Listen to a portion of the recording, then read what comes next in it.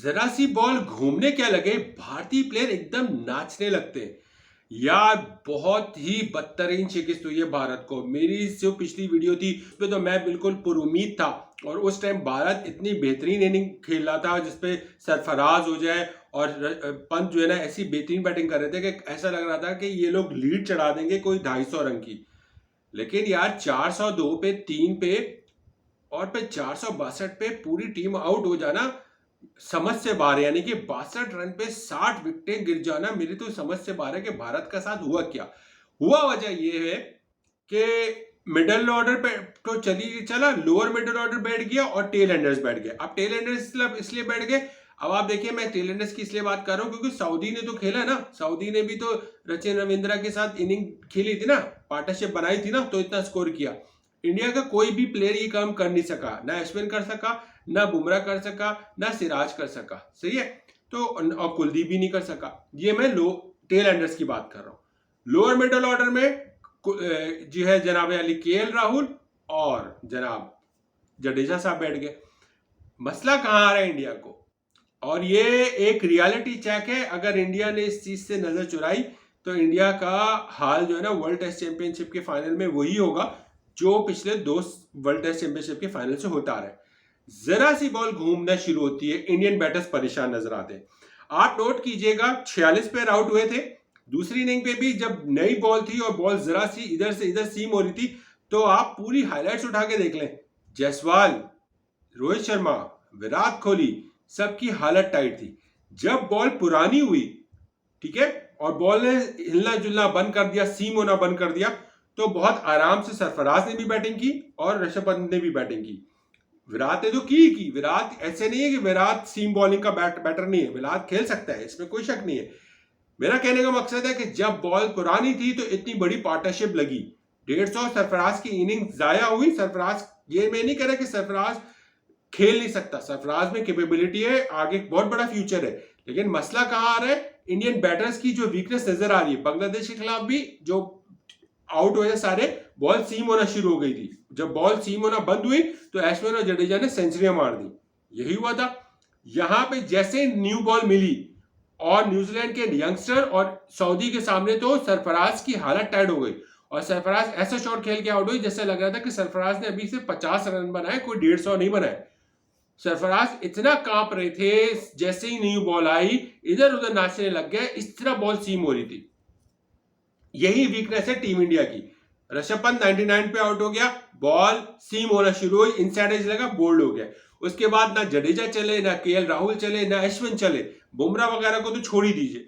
तो it means Indian collapse हो रही है कहां पे, जहां बॉल जरा सी बाउंस और सीम हो रही है। ये इंडिया की वीकनेस है। इंडिया को अभी अब बेशक अभी दूसरा टेस्ट मैच हो जाएगा, इंडिया वो पिचेस बनाएगा और उसका राइट भी है, वो पिच बनाएगा जिसपे बॉल सीम ना हो ही ना, सिर्फ स्पिनर्स के लिए हो, अश्विन हो। तभी तो वॉशिंगटन सुंदर को बुला लिया। हालांकि कुलदीप यादव, अक्षर पटेल, जडेजा और अश्विन के होते हुए सुंदर को बुलाना समझ से बाहर है, लेकिन पैनिक बटन दब गया है टीम इंडिया में। तो इट मींस कि अगला जो पुणे में है मैच, टेस्ट मैच, उस वो कंप्लीट प्योरली खुश्क और ड्राई, खासतौर पे स्पिनर्स के लिए तो मजेदार पिच बनने वाली है। जरा सी फास्ट बॉलर्स के लिए कोई भी सीम स्विंग नहीं मिलने वाली है।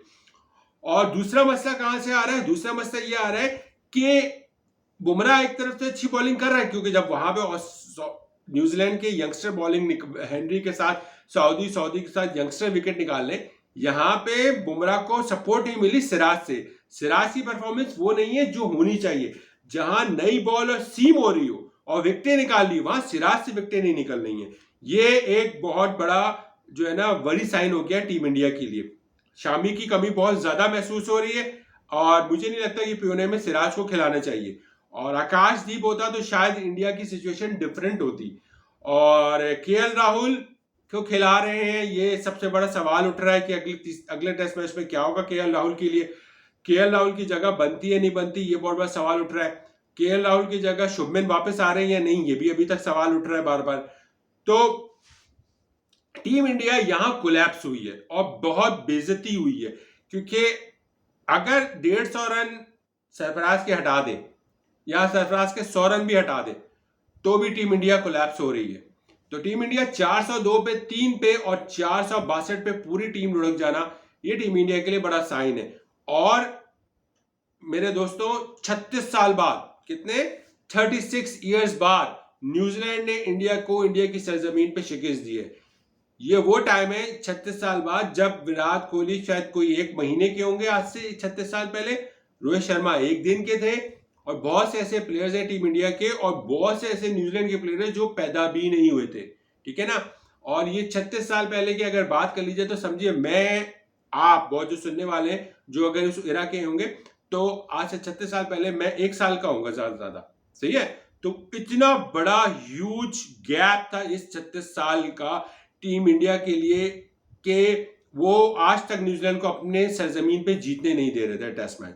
लेकिन ये भी रिकॉर्ड आप इंडिया के हाथ से गया और न्यूजीलैंड ने एक हिस्टोरिकल विन जीती, और विन इन द सेंस के मारा भी बदतरीन 46 पे पहली बार टीम इंडिया को न्यूजीलैंड ने आउट किया, और उसके बाद वो भी उसकी सरजमीन पे, और उसके बाद लोएस्ट स्कोर पे, और उसके बाद 36 साल बाद इंडिया में टेस्ट मैच जीत का एक नया कायम रिकॉर्ड कर दिया। अब इसको सीरीज में बदलती है न्यूजीलैंड, ये मुझे नहीं पता अभी, क्योंकि केन विलियमसन के बगैर न्यूजीलैंड उतरी थी। आप स्पिनर्स आएंगे तो केन विलियमसन की वापसी होगी, इसमें कोई शक नहीं कि रचिन रविंद्रा न्यूजीलैंड का एक बहुत जो है ना ब्राइट फ्यूचर है। और जिस तरह उसने भारतीय बॉलर्स का मुकाबला किया है, खासतौर पे अश्विन और जडेजा की और कुलदीप की उसने स्पिन को टैकल किया, क्लास। बुमराह की पेस तो थी, नहीं बॉल, लेकिन किया उसने है बहुत अच्छी तरीके से टैकल और बेहतरीन सेंचुरी मारी। बेचारे सरफराज की सेंचुरी ना हो सकी, लेकिन टीम इंडिया का वरी साइन बढ़ता जा रहा है, और ये साफ नजर आ गया कि जहां बॉल सीम होगी और जरा सी बाउंस होगी, टीम इंडिया के बैटर्स वहां नाचना शुरू कर देंगे और वहां पे बैटिंग कोलैप्स होना शुरू हो जाएगी। और अगर यकीन कीजिए, अगर वो पुरानी बॉल ना होती और ओवरकास्टिंग कंडीशन जो है वो हुई नहीं थी इतनी उस वक्त तक, तो टीम इंडिया फंस जाती। और मैं टीम इंडिया की बड़ी साइन में इसलिए बोल रहा हूं कि टीम इंडिया ने अभी 2 टेस्ट मैचेस तो चले, ये स्पिन ट्रैक पे खेल लेगी, लेकिन इसके बाद इंडिया जा रही है ऑस्ट्रेलिया बॉर्डर गवास्कर सीरीज पे, और इस वक्त इंडियन बैटर्स के फुटवर्क वो नहीं है जो एक सीम और बाउंसी ट्रैक पे हो। अगर न्यूजीलैंड के वीक यंग बॉलर्स के सामने इंडियन बैटर्स नाच रहे हैं और उनसे खेला नहीं जा रहा है, तो फिर आप अंदाजा कीजिए कि पैट कमिंस हो जाए, हेजलवुड हो जाए और स्टार्क के सामने क्या हाल होगा इनका। ये एक बहुत बड़ा सवाल है। गवास्कर बॉर्डर सीरीज जो हो रही है, अब इंडिया को 7 मैचेस हैं, 5 ये 2 ये। बहुत सारे लोग कह रहे हैं ये 2 आराम से पटक देगी इंडिया, क्योंकि अब इंडिया बहुत बड़ा कमबैक करेगी, लेकिन इस 7 में से इंडिया को 4 जीतना जरूरी है। और सिचुएशन यहां तक आ गई है कि टीम इंडिया के पॉइंट टेबल भी कम हो गए और न्यूजीलैंड ऊपर आ गया। सो इट मींस कि इस वक्त जो एक सर जंग जारी है, और अगर न्यूजीलैंड ये सीरीज इंडिया को मार देता है तो न्यूजीलैंड अभी पूरी तरीके से जो वर्ल्ड टेस्ट चैंपियनशिप से बाहर नहीं हुआ, वो इस रेस में आ सकता है। लेकिन इस वक्त इंडिया के हारने के बाद इस रेस में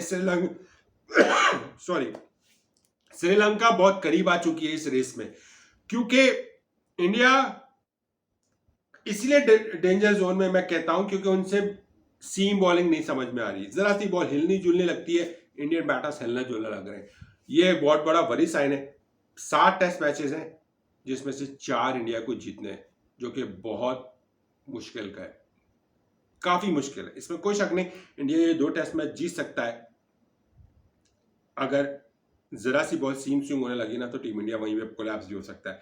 बाकी सिचुएशन थोड़ी सी वर्स्ट है, लेकिन बहुत बड़ा सेटबैक मिला है टीम इंडिया को। मुझ जैसे बंदे की सारी प्रेडिक्शन खराब हो गई। जब 350 रन था, आई थिंक मैंने जब ये वीडियो बनाई थी कल, उस पर टीम इंडिया ऐसी परफॉर्मेंस दे रही थी कि मैंने कहा था ये शायद सरफराज भी बेहतरीन खेल रहा है और पंत भी बेहतरीन खेल रहा है। उसके बाद बैकअप पे बैठा हुआ था बेंच पे केएल राहुल, वो आके बैटिंग करेगा और ये तेज खेलेंगे, और जडेजा भी तेज खेलेगा, अश्विन भी तेज खेलेगा, और ये आराम से टारगेट को 200-250 तक ले जाएंगे। और जो ओवरकास्ट कंडीशंस थी और जो सिचुएशन थी, अगर इंडिया 180 या 200 भी बना लेता तो शायद इंडिया ये मैच में कुछ इन होता, लेकिन इंडिया ने अपने आप को बिल्कुल बैटिंग कोलैप्स हो गई, और दूसरे एंड से बॉलिंग में सिराज की तरफ से सपोर्ट नहीं मिली टीम इंडिया को, और कैचेस ड्रॉप करना इंडिया को थोड़ा महंगा पड़ा। ये है इंडिया की सिचुएशन। बाकी अपनी राय का इज़हार कीजिएगा, अपना ख्याल रखिए।